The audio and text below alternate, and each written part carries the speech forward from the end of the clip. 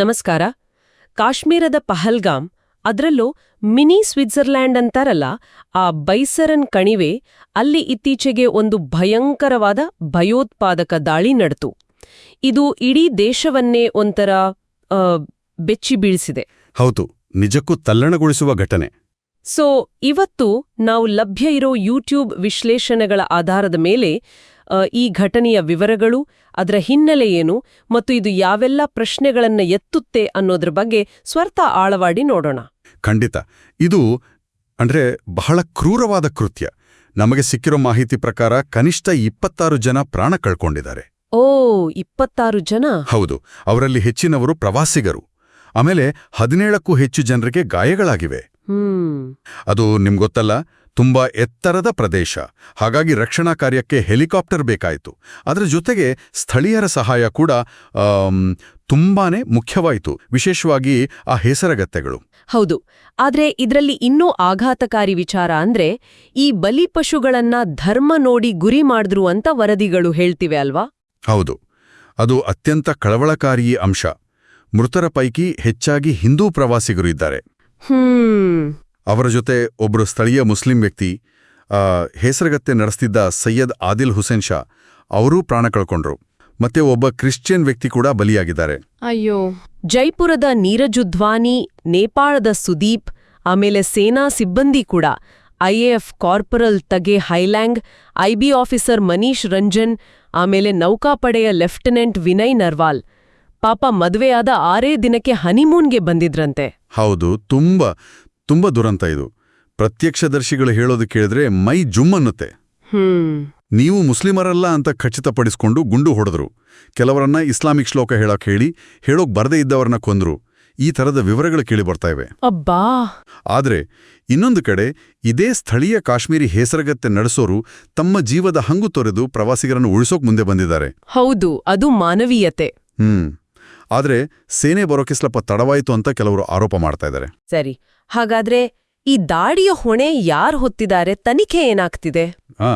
ಪಾಕಿಸ್ತಾನ ಮೂಲದ ಲಷ್ಕರ್ ಎ ತೊಯ್ಬಾ ಇದೆಯಲ್ಲ, ಅದರದೇ ಒಂದು ನರಳು ಸಂಘಟನೆ ಅಂತಾರೆ, TRF, ದಿ ರೆಸಿಸ್ಟೆಂಟ್ ಫ್ರಂಟ್ ಅಂತ.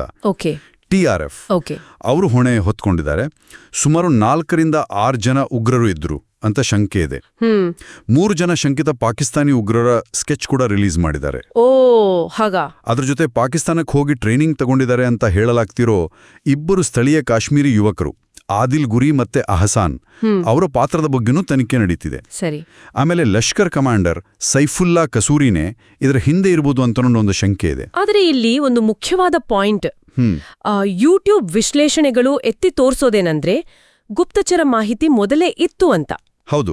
ಏಪ್ರಿಲ್ನಲ್ಲೇ ಭಯೋತ್ಪಾದಕರು ಹೋಟೆಲ್ಗಳ ಹತ್ರ ಓಡಾಡ್ತಾ ಇದ್ರು, ರೆಕ್ಕಿ ಮಾಡ್ತಾ ಇದ್ರು ಅಂತ ವರದಿಗಳು ಹೇಳ್ತವೆ. ಮಾಹಿತಿ ಇದ್ರೂ ಹೇಗೆ ಈ ದಾಳಿ ನಡೀತು? ಇದು ಒಂಥರ ಪುಲ್ವಾಮಾ ದಾಳಿನ ನೆನ್ಪಿಸುತ್ತೆ ಅಲ್ವಾ? ಅಲ್ಲೂ ಸುಮಾರು 11 ವಾರ್ನಿಂಗ್ ಬಂದಿತ್ತು ಅಂತಾರೆ. ಖಂಡಿತವಾದಿ. ಗುಪ್ತಚರ ಮಾಹಿತಿ ಇದ್ದು ಆಮೇಲೂ ದಾಳಿ ನಡೆದ್ರೆ ಅದು ಸಿಸ್ಟಮ್ನಲ್ಲಿರೋ ಒಂದು ದೊಡ್ಡ ವೈಫಲ್ಯವನ್ನು ತೋರಿಸುತ್ತೆ. ಆಮೇಲೆ ಮೃತ ಲೆಫ್ಟಿನೆಂಟ್ ವಿನಯ್ ನರ್ವಾಲ್ ಅವರ ಸಹೋದರಿ ಹೇಳಿದಾಗೆ ದಾಳಿ ಆದ್ಮೇಲೆ ಸುಮಾರು 1.5 ಗಂಟೆ ಏನೂ ಸಹಾಯ ಸಿಗ್ಲಿಲ್ಲ ಅಂತ ಅವರು ಆರೋಪ ಮಾಡಿದ್ದಾರೆ. ಓ ದೇವ್ರೇ. ಇದರ ಜೊತೆಗೆ ನೀವು ನೋಡಿದ್ರೆ ಸೇನೆಯಲ್ಲಿ ಅಧಿಕಾರಿಗಳು ಮತ್ತು ಸೈನಿಕರ ಕೊರತೆ ಇದೆ. ಸುಮಾರು 1 ಲಕ್ಷದಷ್ಟು ಅಂತ ಕೆಲವು ವರದಿಗಳಿರ್ತವೆ. ಹೌದು. ಮತ್ತೆ ಸಂಬಳ, ಪೆನ್ಷನ್ ಖರ್ಚು ಕಡಿಮೆ ಮಾಡೋಕೆ ಸೈನಿಕರ ಸಂಖ್ಯೆ ಕಡಿಮೆ ಮಾಡೋ ಯೋಜನೆಗಳ ಬಗ್ಗೆನೂ ಮಾತು ಕೇಳಿಬರ್ತಿದೆ. ಇದೆಲ್ಲ ನಮ್ಮ ಭದ್ರತಾ ಸನ್ನದ್ಧತೆ ಮೇಲೆ ಹೇಗೆ ಪರಿಣಾಮ ಬೀರುತ್ತೆ ಅನ್ನೋ ಪ್ರಶ್ನೆ ಹೇಳುತ್ತೆ. ಹೌದು.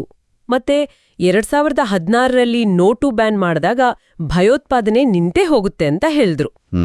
ಆದ್ರೆ ವಿಶ್ಲೇಷಣೆಗಳು ಹೇಳೋ ಹಾಗೆ ನಾಗ್ರೋಟಾ, ಅಮರನಾಥ, ಪುಲ್ವಾಮಾ, ಪೂಂಚ್, ರಿಯಾಸಿ, ಈಗ ಪಹಲ್ಗಾಮ್, ಹೀಗೆ ದಾಳಿಗಳು ನಡೀತಾನೇ ಇದೆ.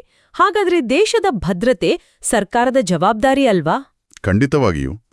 ಮೂಲ ವಿಶ್ಲೇಷಣೆಗಳು ಇನ್ನೊಂದು ಅಂಶವನ್ನು ಪ್ರಸ್ತಾಪಿಸುತ್ತವೆ. ಒಂದು ಕಡೆ ಕೆಲವು ಉದ್ಯಮಿಗಳಿಗೆ, ಸೆಲೆಬ್ರಿಟಿಗಳಿಗೆ, ಈಗ ಅಂಬಾನಿ ಕುಟುಂಬಕ್ಕೆ G+ ಸೆಕ್ಯುರಿಟಿ ಕೊಡ್ತಾರೆ. ಹೌದು. ಇನ್ನೊಂದು ಕಡೆ ಸಾಮಾನ್ಯ ಜನರು, ಪ್ರವಾಸಿಗರು, ಅವರ ಭದ್ರತೆಗೆ ಆದ್ಯತೆ ಕಮ್ಮಿ ಆಗ್ತಾ ಇದೆಯಾ ಅನ್ನೋ ಪ್ರಶ್ನೆ ಏಳುತ್ತೆ. ಅದು ಸರಿ. ಆಮೇಲೆ ಕೆಲವು ಮೀಡಿಯಾಗಳು ಇಂಥ ಟೈಮಲ್ಲಿ ಸರ್ಕಾರವನ್ನ ಪ್ರಶ್ನೆ ಮಾಡೋ ಬದಲು ಬೇರೆಯವರನ್ನ ದೂರ್ತಾರೆ ಅಂತನೂ ವಿಶ್ಲೇಷಣೆ ಹೇಳುತ್ತೆ. ಉದಾಹರಣೆಗೆ ಅರ್ನಾಬ್ ಗೋಸ್ವಾಮಿ ಸುಪ್ರೀಂ ಕೋರ್ಟ್ ಅನ್ನು ದೂಷಿಸಿದ್ದು. 2014ಕ್ಕಿಂತ ಮೊದಲು ಈಗ 26/11 ದಾಳಿ ಆದಾಗ ಗೃಹ ಮಂತ್ರಿ ಮುಖ್ಯಮಂತ್ರಿ ರಾಜೀನಾಮೆ ಕೊಟ್ಟ ಉದಾಹರಣೆ ಇದೆ. ಆ ತರಹದ ಒಂದು ಹೊಣೆಗಾರಿಕೆ ಈಗ ಕಾಣ್ತಾ ಇಲ್ಲ ಅಂತ ವಿಶ್ಲೇಷಣೆ ವಾದಿಸತ್ತೆ. ಇಷ್ಟೆಲ್ಲ ನೆಗೆಟಿವ್ ಮಾತುಗಳ ಮಧ್ಯೆ ಈ ದಾಳಿ ಆದ್ಮೇಲೆ ಒಂದು ಐಕ್ಯತೆಯ ಸಂದೇಶನೂ ಬಂದಿದೆ ಅಂತ ಕೇಳಿ ಬಂತಲ್ಲ?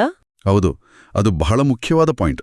ಕಾಶ್ಮೀರದ ಸ್ಥಳೀಯ ಸಂಘಟನೆಗಳು, ಆಮೇಲೆ ಜಮಾತುಲಾಮಾಯೆ ಹಿಂದಂತಾರಲ್ಲ, ದೊಡ್ಡ ಮುಸ್ಲಿಂ ಸಂಘಟನೆಗಳು, ಇಮಾಮ್ ಸಂಘಟನೆಗಳು, ಅಷ್ಟೇ ಅಲ್ಲ UAE, ಸೌದಿ ಅರೇಬಿಯಾದಂತಹ ಮುಸ್ಲಿಂ ದೇಶಗಳು ಕೂಡ ಈ ದಾಳಿಯನ್ನು ಖಂಡಿಸಿವೆ. ಹೌದು, ಕಾಶ್ಮೀರದಲ್ಲಿ ಸ್ಥಳೀಯರು ಶೋಕಾಚರಣೆ ಮಾಡಿದ್ದಾರೆ, ಒಗ್ಗಟ್ಟಿನ ಮೆರವಣಿಗೆಗಳನ್ನು ಮಾಡಿದ್ದಾರೆ. ಇದು ಬಹಳ ಮುಖ್ಯ ಅಲ್ವಾ? ಯಾಕಂದ್ರೆ ಟೆರರಿಸ್ಟ್ಗಳ ಉದ್ದೇಶನೇ ಧರ್ಮದ ಹೆಸರಲ್ಲಿ ಸಮಾಜ ಒಡೆಯಲು. ನಿಖರವಾಗಿ ಅವರ ಆ ಉದ್ದೇಶಕ್ಕೆ ವಿರುದ್ಧವಾಗಿ ನಾವು ಒಂದಾಗಬೇಕು. ಆದರೆ ಮೂಲ ವಿಶ್ಲೇಷಣೆಗಳು ಹೇಳೋ ಹಾಗೆ ಕೆಲವು ರಾಜಕೀಯ ಶಕ್ತಿಗಳು ಇಂಥ ದುರಂತಗಳನ್ನು ತಮ್ಮ ಲಾಭಕ್ಕೆ ಬಳಸ್ಕೊಳ್ಳೋಕೆ ನೋಡ್ತಾರೆ. ಉದಾಹರಣೆಗೆ ಆ ವಿಶ್ಲೇಷಣೆಯಲ್ಲಿ ಬಿಜೆಪಿ ಛತ್ತೀಸ್ಗಢ ಘಟಕದ ಒಂದು ವಿವಾದಾತ್ಮಕ ಪೋಸ್ಟ್ ಬಗ್ಗೆ ಹೇಳಿದ್ದಾರೆ. ಧರ್ಮದ ಆಧಾರದ ಮೇಲೆ, ಅಂದ್ರೆ ಹಿಂದೂ ವರ್ಸಸ್ ಮುಸ್ಲಿಂ ಅಂತ ಒಂದು ರೀತಿಯ ಭಯದ ವಾತಾವರಣ ಸೃಷ್ಟಿಸೋ ಪ್ರಯತ್ನಗಳು ನಡೀತವೆ. ಹೌದು. ಸೊ ಇಂಥ ಟೈಮ್ನಲ್ಲಿ ಯಾವುದೇ ಹಿಂಸೆ ಇರಲಿ, ಧರ್ಮ, ಜಾತಿ, ಭಾಷೆ ಆಧಾರಿತ ಹಿಂಸೆಯನ್ನು ಖಂಡಿಸಿ ನಾವೆಲ್ಲ ಒಂದಾಗಿ ನಿಲ್ಬೇಕು ಅನ್ನೋದೇ ಮುಖ್ಯ ಸಂದೇಶ. ಒಟ್ಟಿನಲ್ಲಿ ಹೇಳೋದಾದ್ರೆ ಈ ಪಹಲ್ಗಾಂವ್ ದಾಳಿ ಅನ್ನೋದು ಕೇವಲ ಒಂದು ಘಟನೆ ಅಲ್ಲ. ಇದು ನಮ್ಮ ಭದ್ರತಾ ವ್ಯವಸ್ಥೆ, ಗುಪ್ತಚರ ವೈಫಲ್ಯ, ಸರ್ಕಾರದ ಹೊಣೆಗಾರಿಕೆ, ಮೀಡಿಯಾದ ಪಾತ್ರ ಮತ್ತೆ ಸಮಾಜದಲ್ಲಿ ಒಗ್ಗಟ್ಟಿನ ಅಗತ್ಯತೆ ಬಗ್ಗೆ ತುಂಬಾ ಮೂಲಭೂತವಾದ ಪ್ರಶ್ನೆಗಳನ್ನ ನಮ್ಮ ಮುಂದೆ ಇಟ್ಟಿದೆ. ಹಾಲು ಇಂತಹ ಘಟನೆಗಳು ಮತ್ತೆ ಮತ್ತೆ ಆಗ್ತಾ ಇರುವಾಗ, ಮತ್ತೆ ಈ ಸೆಕ್ಯೂರಿಟಿ ಪ್ರಿಯಾರಿಟಿಗಳ ಬಗ್ಗೆ ಚರ್ಚೆ ನಡೀತಿರುವಾಗ, ಕೇವಲ ಕೆಲವರಿಗೆ ಮಾತ್ರ ಭದ್ರತೆ ಅಲ್ಲ, ಈ ದೇಶದ ಪ್ರತಿಯೊಬ್ಬ ಸಾಮಾನ್ಯ ಪ್ರಜೆಯ ಸುರಕ್ಷತೆಯನ್ನ ಹೇಗೆ ಖಚಿತಪಡಿಸಿಕೊಳ್ಳುವುದು, ಅದಕ್ಕೆ ಯಾವ ರೀತಿಯ ಬದಲಾವಣೆಗಳು ಬೇಕಾಗಬಹುದು, ಇದು ನಾವೆಲ್ಲರೂ ಯೋಚನೆ ಮಾಡಬೇಕಾದ ವಿಷಯ.